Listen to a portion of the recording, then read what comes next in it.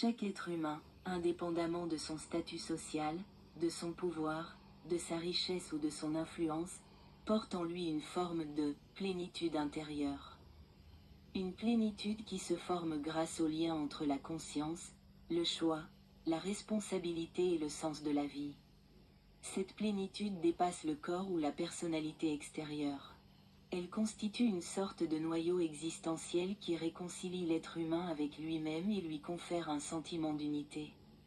Dans cette perspective, nul autre être humain, même s'il peut infliger souffrance, humiliation ou limitation, ne peut véritablement détruire cette plénitude, à moins que l'individu lui-même n'agisse au plus profond de lui-même, contre sa propre vérité intérieure.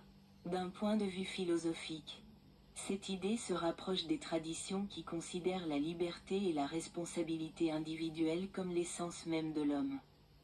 Des philosophes tels que Søren Kierkegaard et Jean-Paul Sartre pensaient que l'homme chute lorsqu'il s'éloigne de son « moi authentique ». Se mentir à soi-même, céder à la peur ou vivre selon les attentes d'autrui, plus que toute violence extérieure, détruit l'individu de l'intérieur. En ce sens, le véritable échec ne survient pas lorsqu'une personne est blessée, mais lorsqu'elle devient ce qu'elle-même, au plus profond de sa conscience, renie.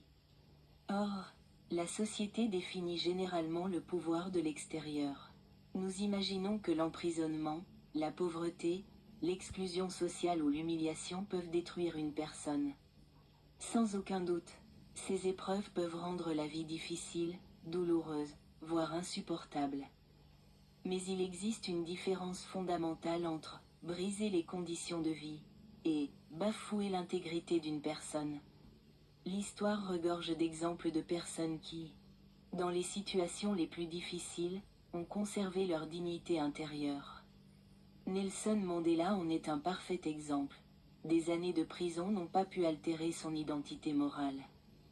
Car son intégrité ne dépendait pas de son geôlier, mais de la qualité de ses propres choix. À l'inverse, une personne peut paraître libre et prospère, mais en trahissant ses valeurs. Elle s'épuise progressivement intérieurement. Lorsqu'une personne sacrifie la vérité au profit, dissimule sa véritable nature pour être acceptée socialement, ou se soustrait à sa responsabilité morale par souci de sécurité, un fossé se creuse entre ce qui est et ce qui devrait être. Ce fossé marque le début de l'effondrement de l'intégrité.